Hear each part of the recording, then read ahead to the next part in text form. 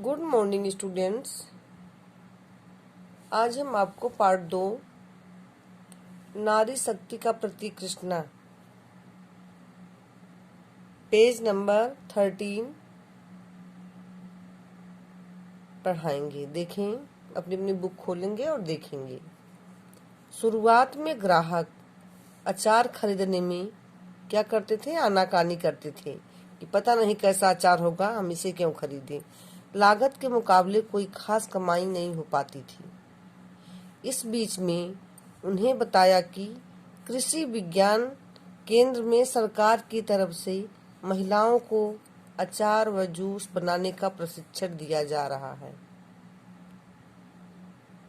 Training दी जा रही है। किसकी? अचार बनाने की। कृष्णा को यह जानकर आश्चर्य हुआ कि अचार बनाने का भी प्रशिक्षण होता है। यह तो उन्होंने बचपन में माँ से घर पर सीखा था। खैर, वह पहुंच गई कृषि अनुसंधान केंद्र। कृषि अनुसंधान केंद्र कहाँ पहुंच गई? कृषि अनुसंधान केंद्र पहुंच गई। वहां जाकर पता चला कि इस क्षेत्र में कितनी बड़ी संभावनाएं हैं। कृष्णा बताती है, पहले मैं 2-3 तरह के अचार बना लेती थी, परंतु प्रशिक्षण के बाद मैं इस तरह की सब्जी का अचार बनाना सीख गई। जैसे जूस और जेली बनाना भी सीखा। प्रशिक्षण के बाद कृष्णा घर पर तमाम तरह के अचार बनाने लगी। पति के आसपास की दुकानों में अचार पहुंचाने को कहा। पति से अपने आसपास की दुकानों में अचार पहुंचाने को कहा, पर ज्यादातर दुकानदारों ने उनका अचार लेने से मना कर दिया, क्योंकि वे मशहूर कंपनियों के ही उत्पाद बेचते थे।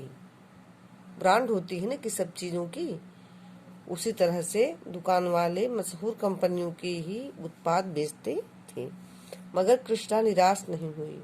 वह खुद सड़क के किनारे एक मेज लगाकर अचार बेचने लगी। कृष्णा बताती है, ग्राहकों को मनाने के लिए मैं उन्हें फ्री में सैंपल देती थी। उनसे कहती थी कि अगर पसंद आए तो खरीदना, नहीं तो कोई बात नहीं। धीरे धीरे अचार बिकने लगा, मांग बढ़ने लगी। वह रोजाना 5 किलो अचार बनाती थी और दिन भर में पूरा बिक जाता था। अब बड़े दुकानदार भी उनका अचार बेचने को राजी हो गए, लेकिन अकेले के दम पर इतनी मांग पूरी करना संभव न था। इसलिए पड़ोस के कुछ महिलाओं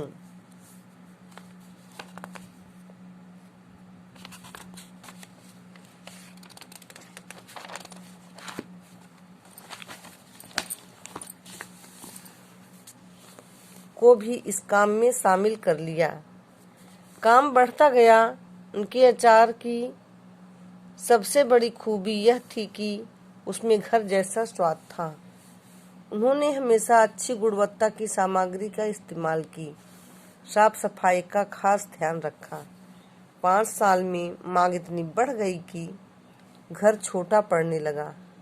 गुड़गांव में एक फैक्ट्री शुरू की, अचार के साथ जूस भी बनाने लगी। अब उनकी फैक्ट्री में 152 तरह की अचार मुरब्बों का उत्पादन होता है। आज वे 4 फैक्ट्रियों की मालकिन हैं। उन्होंने 500 से ज्यादा महिलाओं को रोजगार दिया है। अनपढ़ होने की वजह से कई दिक्कतें आईं, पर हर बाधा को पार किया। कृष्णा बताती हैं, मैं पढ़ी लिखी नहीं हूँ, पर मैंने अपने दोनों बेटों और बेटी को स्कूल भेजा। बच्चों ने मुझे हिसाब किताब करना सिखाया।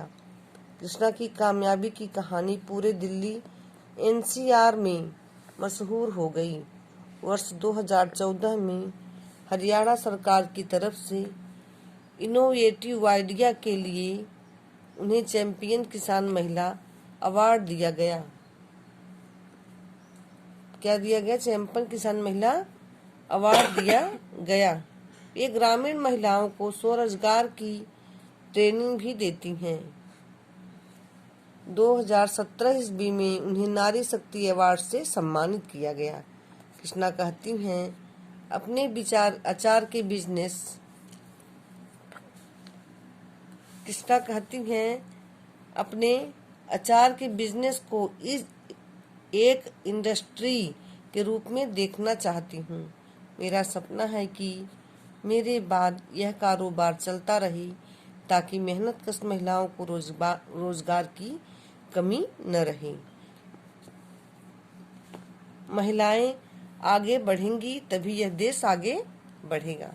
आप इसको पढ़ेंगे, इसमें से आए हुए कठिन शब्दों को, जैसे स्वाद, गुणवत्ता, सामग्री, इस्तेमाल, फैक्ट्री, मुरब्बों, दिक्कतें,